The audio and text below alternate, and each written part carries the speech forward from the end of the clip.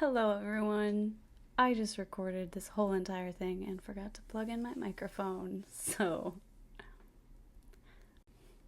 you guys, this is hard. First, I recorded this entire thing this morning and realized I was looking down here. So, I said, I'm going to do the whole thing over again because we're going to start this right. And then I recorded most of round two and forgot to plug my mic in. So, yeah, wow. This is already a journey. But hi, hello. My name is Claire, and this is my first Booktube video. And I'm so excited. It's so weird to say that, but I'm so excited. I've been thinking about doing this for a while. It was very much one of those, like, no, I could never, I would never. That goes against, like, everything for me. I don't like being in front of cameras, all that. And here we are, and I'm happy about it. So let's do this. I'm gonna jump right in because otherwise I will talk in circles. Okay, so question number one, obviously, why? Why am I here? Why am I doing this? A few reasons. I think the biggest one is FOMO. I love Booktube. Especially now that I have found like my favorite people, I'm on Booktube almost every night. I just want to hear people's thoughts on books that I like, on books that I don't like. I want to find more books. I want to hear how other people are talking and thinking about books. And yeah, you get to a point where you love it so much that you just want in. So yeah, I want in. Here we go. Reason number two is I have ADHD that was not diagnosed until recently, and I gave up on reading for a really long time because I only read nonfiction. That's what I grew up reading. That's what I loved. And I couldn't remember any of it. After I finished a book, I couldn't remember anything. I wasn't retaining any of the information. And that's obviously the whole point of reading nonfiction. And didn't know what was wrong with me. And I just gave up for years. So I want to be a person that is open about that and how that affects things for me, because I wish that I would have had people that I heard talk about that. It was not talked about very often unless you were talking about kids until recently. It's only recently become more of a thing for adults to talk about, and a lot of us are now getting diagnosed like really late. Really late. Especially women. It's harder for females to get an ADHD diagnosis than guys. So yeah, I just want to be open about that because I just think it's something that should be so easy for people to start looking into themselves, because you have to be your own advocate. Like, you have to be your own advocate when it comes to like health stuff and learning. You kind of just got to educate yourself. And that's hard to do when nobody's talking about things. So here we are. Reason number three is I love talking to people and just listening to people on Instagram, on YouTube, who see books very differently from the way I see them. You know, obviously everybody's going to have a different point of view based on where they come from, how they were raised, things that they've seen and done in their life, their demographic. Everything affects somebody's point of view, and that makes everybody's point of view completely unique. And if you really want to geek out, just sit there for a second and think about that. Think about the fact that there are millions of different points of view you can hear and learn from for each book that you love. Like, that's crazy. That's crazy. And in my opinion, one of the best ways to have the privilege of being a part of those types of conversations is doing everything you can to get into that community. You know, I'm on Instagram with my book account. I love it. I've already made a really amazing friend on Bookstagram, and we're doing our second buddy read together right now. We're reading Jurassic Park. Booktube is just the natural next step for me. Like, I love it so much. Why not be a part of it? I'm not trying to hold myself back. So here we are, and I'm so excited. It's so bizarre doing this. It's so bizarre. But I am I know good things are going to come, and I know I'm going to love it. And yeah, I'm abnormally optimistic about this. The next question is, what did I start off reading? When did I start reading? I grew up with my parents reading to me. My earliest memories of being read to are my dad reading me The Hobbit. And I actually still have it, and I'm so excited. It is this big ol' hardcover. And she's beautiful. There are really cool, just like old school illustrations in here. And that is probably why fantasy is my comfort genre. I grew up with Tolkien. So that is my earliest memory of reading. And then, yeah, I would max out the limit on library books as a kid, but that was all nonfiction stuff. That was like geography books, history books, books about nature. And then, yeah, stopped reading for a while because I couldn't remember any of it. And then I started back up like September of 2023. And the first book that I read was The Broken Girls by Simone St. James. I can't find my copy, so I'll put it on the screen. But it's a dual timeline thriller, I'm gonna say, over murder mystery. And yeah, that was me kind of testing the waters, and I really enjoyed it. It was not like out of this world amazing, best book ever, but it was really good. It was really, like, in my opinion, kind of a cozy thriller. I don't think it's meant to be. I don't know if anybody else would say that, but it was just chill. Like, it was a very manageable thriller. I wasn't like scared while I was reading it, but I was really interested, and I was excited that there were like dark, spooky, haunted school vibes and all that. So that was great. I think it was the perfect book to get me back into things. After that, I kind of just started flipping through Bookstagram and trying random things because I really had no gauge for what I liked in fiction. Like, I grew up reading Tolkien and Harry Potter, and I kind of leave those out of everything else because to me, they're just an entire culture of their own, and to me, they're kind of like givens. Like, what's the best fantasy book?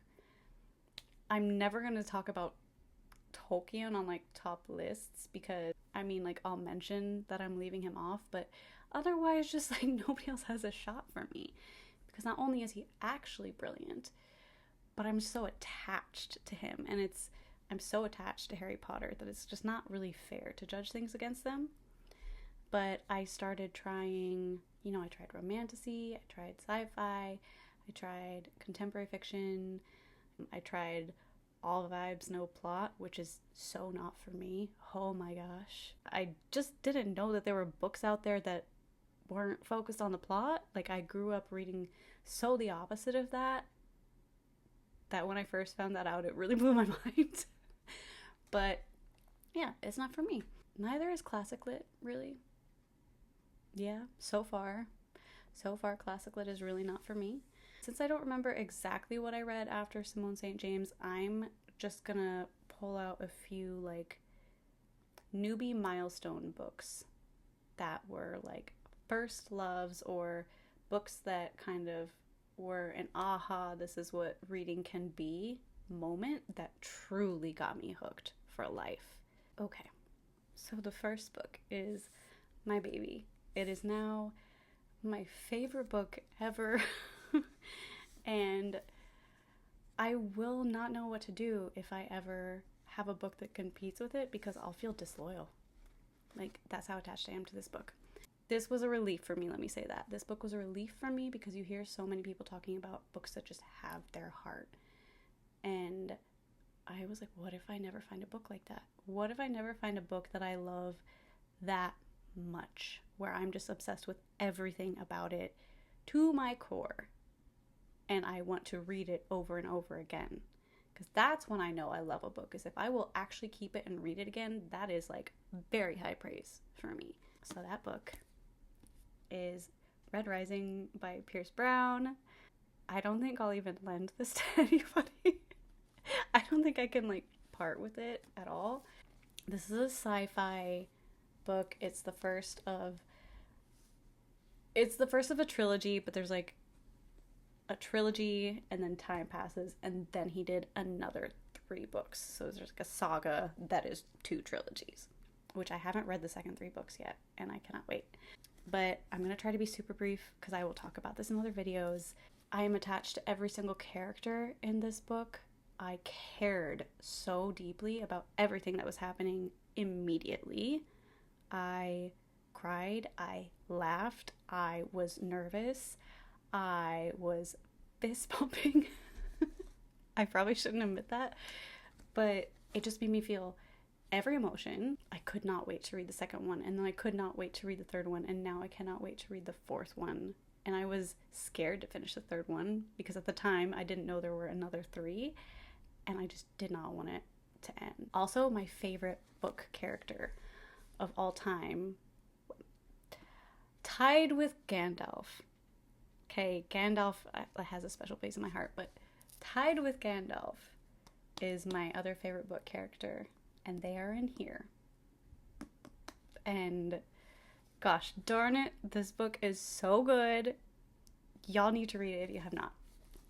Book number 2, I don't have the original cover on anymore because I'm getting into bookbinding and hoping to open a shop eventually to rebind thrifted paperbacks, because I try to find a balance between having physical books because there's just something so special about it and thinking about the environment. So I almost entirely buy thrifted books. I don't say that to judge anybody. We all have our causes. It is what it is, but that's what I like to do. And so I got a used copy of this, and it was experiment number 1 for my rebinding.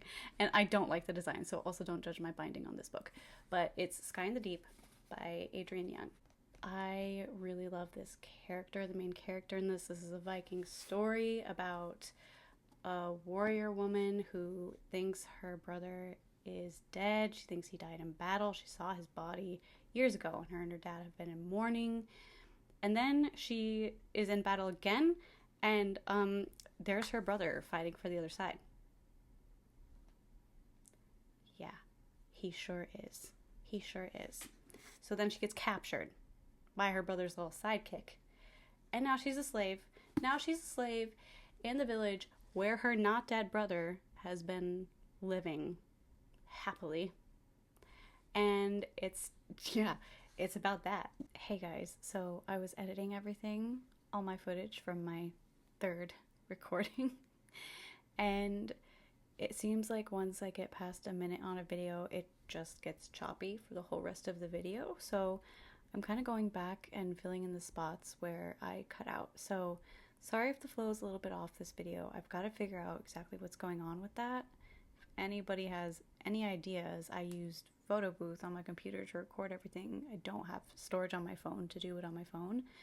And then I just transferred everything to CapCut, and it said the files were damaged. So I'm just going to fill in the blanks, but if everything kind of shifts a little bit from time to time, that's because it's been like 2 hours since I actually recorded that first set of videos. Okay, so Sky in the Deep, I pretty much said what I had to say about what happens, but I had such a good time reading this book. It was so easy to just get swept up in all the emotions of it. I mean, you're spending a lot of the book with this main character trying to figure out how to get out of your situation. So you get really attached to what's going on, and you just want to slap a bunch of people in this book because you're so in it that you feel like you're locked up. And it's just such a good book. It's such a good book. I was talking about it at work, and I convinced one of the doctors I work with to read it, and she also loved it. She would come in like telling me her predictions about everything, which she was right. This is a really, really good one. It's just easy, but not because it's simple. It's easy because it's done well. This book is this is book 2 of a trilogy, but the first one was the first like thick fantasy book. that I read. I went for the second one because I loved the first one. And this is the second book in the trilogy, Jade War. This one edged out the first one for me. I think just because like the characters were already built, you know? And oh boy, does she build characters. She's tied with Pierce Brown for me for character building, but she's definitely like more in depth, in my opinion, than Pierce Brown. Your opinion of the characters in this book are constantly evolving because they are morally gray. They are very morally gray. This is about clan wars. This is like Asian mafia type stuff. You know, you got people who are trying to be good people doing bad things and feeling all sorts of ways about it. And that's a lot to process. It's a lot to deal with. And you could really skip over a lot of the internal dialogue and evolution of characters if you wanted to as an author, but she does not do that. Fonda does not do that. Fonda really takes you into these characters' heads. I mean, you are seeing their ugliest thoughts, and they have ugly thoughts because they have crazy dramatic lives. Like, these people are not, you know what? Actually, no. I was going to say they're not relatable because of the things they go through, but somehow they still are. There's one character in here who I hated at first, and then I realized that if I was any character, I would be that one. I sometimes love him, I sometimes hate him, and sometimes I think he's predictable, and other times he just knocks my socks off. It's pure wizardry. I would love to just get drunk with her and figure out how she knows so much about the human psyche, because she's amazing at writing characters, and I doubt she will ever not be a top author for me as far as character building goes. No intro even. Annihilation by Jeff Vandermeer. This is a sci-fi trilogy, although I feel like I read somewhere that he ended up doing a fourth book. But Southern Reach trilogy is about this mysterious area where an invisible wall just kind of showed up one day, and anybody and anything that runs into that wall just disappears. Nobody knows what happens to them. And so Southern Reach is the organization that sends teams, expeditions into this area to try to figure out what the heck weirdness is going on, and nobody knows. Nobody has any idea. It is insanely atmospheric. Like, this is the book. This is on this shortlist because this is the book that holds the high standard for making you feel like you have a VR headset on. Like, that is how well this author sets the scene for me, is I feel like I can just like turn wherever the character's turning and I see what they're seeing. And it's so mysterious. It is so spooky, and I know I already said eerie, but to me that is just the perfect word for this book. And it's only, how long are you? 195 pages. So it's really, really easy to read. So I haven't read the third book yet. I also haven't watched the movie, which I'm kind of nervous to watch. I know it's a really great cast. It's Natalie Portman and Oscar Isaac, and I don't remember who else because I've only watched the trailer once. Maybe I'll watch it tonight. I don't know. I keep saying that, and I keep not doing it because based on the trailer, I feel like I'm going to be disappointed as somebody who read the book first. I didn't even know it was a movie. I was talking to a friend and describing the plot, and I was like, you have to read this book. And he's like, that sounds like my favorite sci-fi movie. And it is. So we'll see. I can tell from the trailer that they already changed a couple of details that to me made a big impact on why I loved the book so much. So I feel like it's definitely gonna be a the book was better moment, but I'll give it a go because I never have read the book before even knowing something was a movie. That's never happened to me before, and I feel kind of cool right now. And I'm excited to watch it. I'm just nervous that I'm going to be disappointed. But if you've seen it and you've read the book, please, please, please tell me how you feel they held up with each other, because I'm very curious how people feel about the movie adaptation. One more sci-fi book, and it actually came out, I want to say a week ago, maybe less than a week ago. And okay. This book by Anton Hur. So Anton Hur, if you don't know the name, I wouldn't have realized I knew the name if I just heard it, but one of my favorite YouTubers was talking about this book before it came out, and Anton Hur is a massive translator. Like, he has almost for sure translated a book that you've read. He translates so many books, and this is his first book of his own, and it is so fascinating. It is so fascinating. It is a love letter to language, which of course it is. The man's whole life is language, and that just makes you love this automatically, because anything that comes so directly from somebody's heart, like, come on. But it is just, this is unique. This book is unique. It does so many things that are so different. And I know I haven't been reading that long, but I just know, okay? The main character changes, like, I don't know, what, every 50 pages or something? It's like a relay race. Like, the baton is passed, and you're just with a whole different person. You're just with a whole different person now, but it is so smooth and flawless. I think if I had to summarize this, which is difficult to do because it is one of the most layered books. I need to find a new word. I use that word too much, but it's one of the most layered books I've read.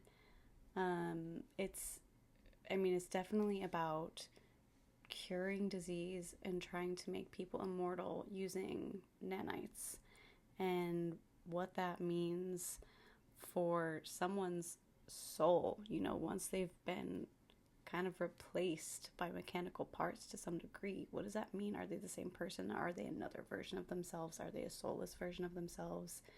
Is it sustainable? But then I feel like everybody's going to have a guess as to where something like that goes. There's always a guess as to, like, science and robots and AI and the potential consequences of humanity trying to harness that power and make ourselves, immortal or whatever. But believe me, he takes it a step further. The cycle goes further than what you would think, and then you throw in the poetry, and you throw in the changing of the characters and settings and points of view, and it sounds like it's a lot to keep up with, and it's not. It is so easy to follow, which is amazing. I'm just so impressed by this man. I'm so impressed by this author, and I'm so curious to see what he's going to do next.